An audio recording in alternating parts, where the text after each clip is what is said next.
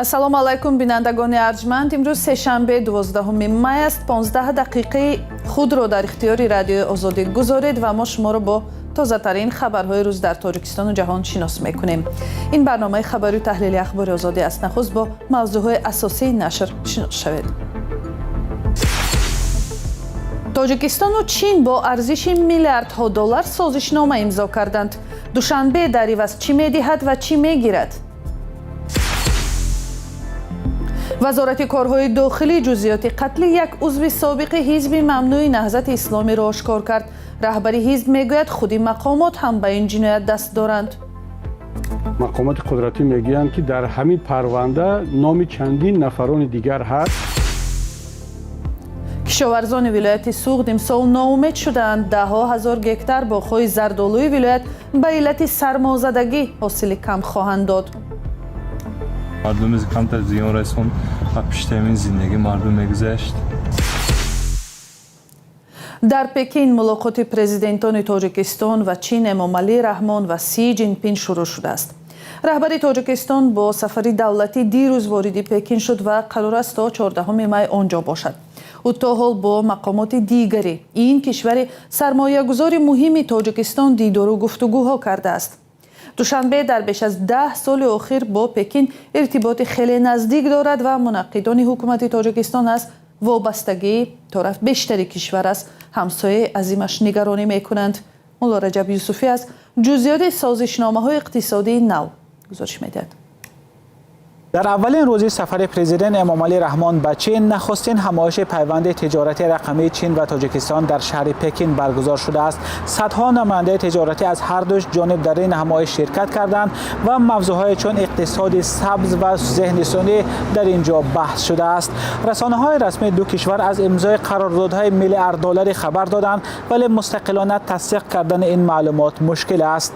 خبرگزاری دولتی تاجیکستان خاور 12 مای گزارش داد که میان شرکت‌های تاجیکستانی و چینی بیش از 50 سند همکاری به مبلغ زیاد از 8 میلیارد دلار آمریکایی امضا شده است. به قول این منبع از جمله شرکت واچر کپیتال چین نیت دارد به مبلغ 1.5 میلیارد دلار در تاجیکستان نیروگاه‌های بادی و آفتابی سازد. جزئیات بیشتر این سازشنامه و کی ساخته شدن این نیروگاه‌های آفتابی و بادی معلوم نیست. همچنین شرکت چینی زیف هالدینگ با کمیته دولتی سرمایه‌گذاری تاجیکستان برای ساختن کارخانه کارکرد مصالح آلومینی شرطنامه امضا کرده است. حجم عمومی سرمایه‌گذاری به این لایحه تقریباً 80 میلیون دلار اعلان شده است، اما شرایط آن فاش نشده است. شرکت تبیه که قبلا در دوشنبه مرکز برق و گرم‌دهی ساخته برای این چند کانی طلا را صاحب شده بود، از سرمایه گذاری بیشتر در بخش‌های انرژتیک و صنعت تاجیکستان خبر داده است، اما جزئیاتش معلوم نیست. مرکز برق و گرم‌دهی ساخته این شرکت برای دوشنبه قبلا نگرانی حامیان محیط زیست را به میان آورده بود. چین شریک مهم تجارتی و اقتصادی و قرض دهنده اساسی تاجیکستان است. طبق آمارهای اخیر وزارت مالیه تاجیکستان از چین بیش از 700 میلیون دلار قرضدار میباشد. با گزارش پایگاه چاینا میدیا گروپ، حجم تجارت بین دو کشور در 4 ماه اول سال 2026 به 790 میلیون دلار رسیده است که در قیاس به یک سال پیش 50% زیاد است و سرمایه‌گذاری‌های چین به اقتصاد تاجیکستان به 6 میلیارد دلار رسیده است. مولا رجب یوسفی، امیر سایف، آزادی، دوشنبه. мақомоти тоҷикистон ҷузъиёти парвандаи қатли маннон содиқов маъруф ба домулло абдуманнон соҳибкор ва фаъоли пешини ҳизби дар тоҷикистон мамнӯи наҳзати исломиро ошкор карданд. ба қавли онҳо ҷиноят кори дасти ду нафарест ки бо ҳадафи ғорат кардани 100 000 доллар ӯро шабона аз хонааш бурда ва бераҳмона куштанд. раиси ҳизби наҳзат мегӯяд парванда фаротар аз он аст ки мақомот мегӯянд, чун ба гуфтаи ӯ худи мақомоти амниятӣ ҳам дар ин ҷиноят даст доранд. мирзо наби холиқзод гузориш медиҳад.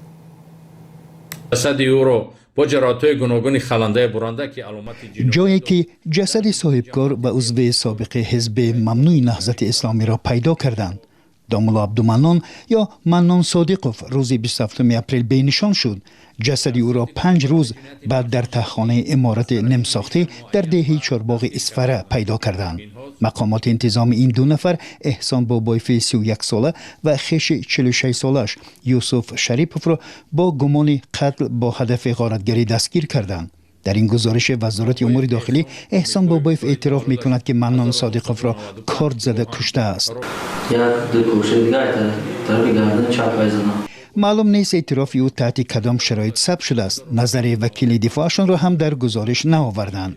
منوره صادق و همسر منان صادقوف به رادیو آزادی گفت این افراد با وعده آنکه پسرشان را در عوض $100,000 از زندان آزاد می‌کنند، شوهرش را شبانه با خود بردند. عبدالسلام صادقوف پسر منان صادقوف سال 2024 با گناه فرستادن پول به محمد اقبال صدرالدین یکی از مخالفان تندلهن حکومت به 7 سال زندان محکوم شده است. منوره صادقوف گفت مفتشان گمانبران را به خانه‌شان آورده جزئیات بردن و معامله‌های آنها را پرسیدند. به قول او احسان بابایف میانه‌روی اساسی بوده وعده رهایی پسرشان را داده است. کسی که به گفته منابع رادیو آزادی و چندی از ساکنان اسفره تا ماه ینور کارمند کمیته امنیت ملی تاجیکستان بوده است. محیدین کبیری رئیس حزب ممنوع نهضت اسلامی میگوید معامله‌های غیرقانونی برای رهایی کسی از زندان به شرکت مقامات انجام نمیگیرد. در تاجیکستان همه چیز خریده و فروخته می شود، از آن جمله آزادی انسان، و این سیستم را که با وجود آورد حکومت جمهوری تاجیکستان و عبدالمنان سابق عضو قربانی همین سیستم شد. برای آنکه تا به امروز ما تنها اسم 2 قاتل را میدانیم، در صورتی که سرچشمه‌های ما در مقامات قدرتی میگویند که در همین پرونده نام چندین نفران دیگر هست، از جمله کسانی که در زندانی کردن فرزند عبدالمنان دست داشتند و بعداً حالا از مقامات بیرون رفتن، دیگر کار نمیکنند. دست داشتن مقامات سابقه امنیتی در جنایت‌های مدهش در تاجیکستان بارها دیده شده است، از جمله در قتل بیرحمانه و پروسر و صدای شهرت اسمت اللهیف معاون اول رئیس آریان بانک که او را سال 2023 ربوده کشتند. وزارت امور داخلی تاجیکستان میگوید که پرونده قتل منان صادقوف همه جانبه تفتیش می شود، اما محیدین کبیری باور ندارد که اصل واقعیت آشکار می شود و همه گناهکاران جزای سزاوار می گیرند. دلیل شیعی قسمان یافته گرفته شد. سلام، اگر خط و خبر می خواهید ما داریم. نوید بامدادی، سرخط خبرها، اخبار تاجیکستان و جهان، گزارش ها و تحلیل ها. چی می گذرد و چرا؟ دانستن فهمیدن است. زمینه یا اپ ما را بگیرید. دونالد ترامپ رئیس جمهوری آمریکا گفت سازش آتش بس بسیار شکننده و آویزان در سر یک موی است.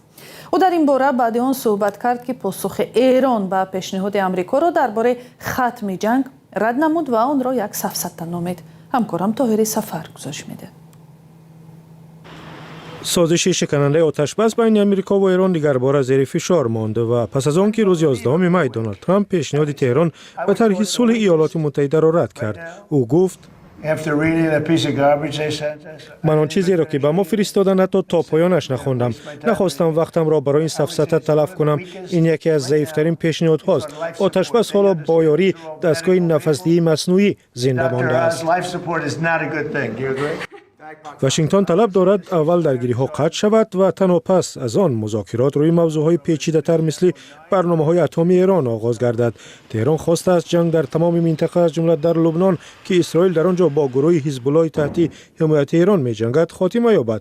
ایران همچنین خواستار جبران خسارات جنگ، لغو محاصره دریایی آمریکا، ضمانت تکرار نشدن حمله به ایران و صادرات آزاد نفت خود میباشد.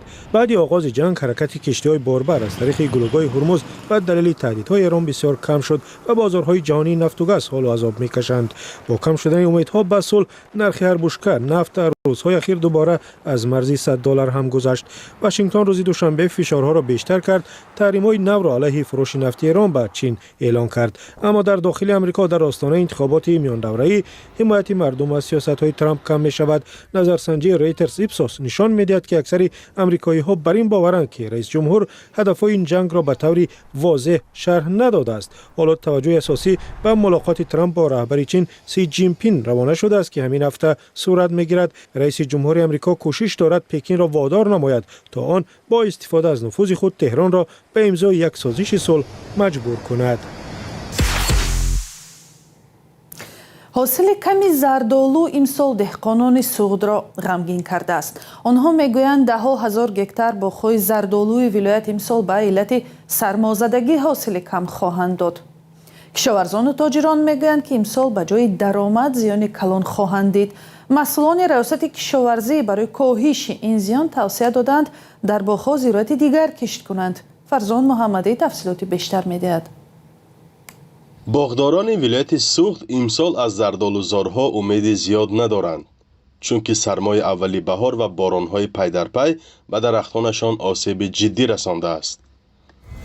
نسبت ویسال امسال 10% میوه هم نیست. اصلا میوه بدگیش این خود درختایی که دیکی اونده پیوندی اونده به شمرده همین درختان هم دیکی باشه. من همین درختان هم میوهش به شمردیدی سوده کتن خودتون مردم کمتر زیان رسون و پیشترین زندگی مردم میگذشت. تغییریابی اقلیم و دیگرگونی باد و هوا سبب اساسی این حالت گفته می شود. باغ‌های زردآلو در ناحیه‌های اشت و مسجاه و باباجان غفوروف و شهرهای کنیبادام و اسفره بیش از 50,000 گکتار مساحت دارند. آنها را ساکنان بعد مهاجرت مهنتی دومین منبع اساسی درآمد خانواده‌ها می‌شمارند. امسال در همه این شهر و ناحیه‌ها وضع یخخیره است و دهقانان میگویند که کوشیدند راه کم حاصلی را گیرند، اما زیاد کامیاب نگشتند. این با همه زمستاننده وای کاریم که خنک نزند گفته تاگش به یختی علاو کاریم. یختی علاو سر دادم که حوصلش خپته بایم رزقمایه خوریم. بنا باولمینی کاره خپیتو کامتو. اوزه یختی عشقاتم پر میشته شود. کم ده. سال گذشته چه خیلی بود؟ سال گذشته یک 20 عشق 15 عشق میکرد.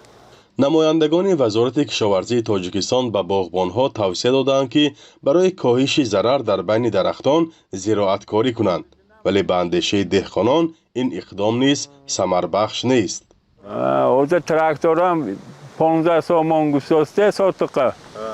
اوزه مویلش همین با وای کرده راسیه و برفتم اون ساسته قیمت. نرخ نوا قیمتی کرد. زمین مونده هیچی هم نیست. مثال که گیریم پاستنده دیگر اونده پخته ها یا که بیده ها یا دیگه چیزو هست.